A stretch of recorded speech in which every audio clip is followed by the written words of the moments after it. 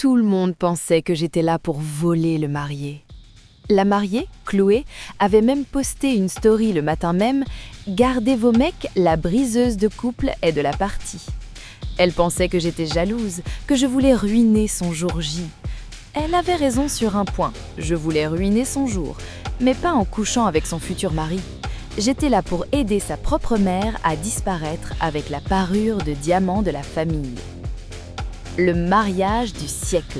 Chloé, influenceuse mode, épousait Maxime, héritier d'une banque. Le Plaza Athénée était couvert de pivoine blanche. Les invités portaient tous du Dior. Moi, j'étais la demoiselle d'honneur de Charité, l'ancienne amie du lycée qu'on invite pour montrer qu'on n'a pas oublié ses racines.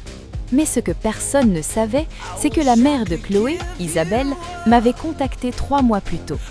Isabelle, c'est la femme trophée parfaite, toujours souriante, toujours silencieuse. Sauf qu'elle était prisonnière. Son mari, le père de Chloé, contrôlait chaque centime. Il la battait, en silence. Le jour du mariage était sa seule fenêtre de sortie. Le plan était simple mais risqué. Pendant le cocktail, Chloé devait changer de robe. Elle porterait la fameuse parure Rivière de Lumière, un héritage de la famille du père estimé à 200 000 €. Isabelle devait l'aider à l'enfiler. Mon rôle, créer une diversion. À 19h30 précise, j'ai renversé accidentellement une pyramide de champagne sur la tante Odile. Le chaos total. Tout le monde regardait la catastrophe. Pendant ce temps, à l'étage, Isabelle a dit à Chloé « Laisse-moi ajuster le fermoir ». Au lieu de le fermer, elle l'a glissé dans sa pochette. Elle a dit à sa fille « Je vais chercher ton voile » et elle est sortie de la suite. Isabelle n'est pas allée chercher le voile. Elle a pris l'ascenseur de service. Je l'attendais dans le parking souterrain, moteur allumé. Une petite Fiat 500 de location, pas une limousine.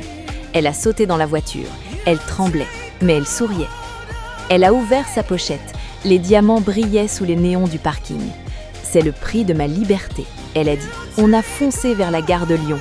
Elle avait un billet pour l'Italie sous un faux nom. Je suis revenue au mariage juste à temps pour l'entrée des mariés. Chloé hurlait dans sa loge. « Maman a volé mes bijoux !» Le père était livide. Il ne pouvait pas appeler la police sans révéler que les diamants n'étaient pas assurés. Fraude fiscale. Oups. J'ai bu mon champagne. J'ai regardé Chloé pleurer sans sa mère et sans ses bijoux.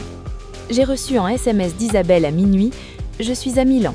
Merci. » Parfois, la méchante de l'histoire est juste la seule qui a eu le courage de sauver la victime.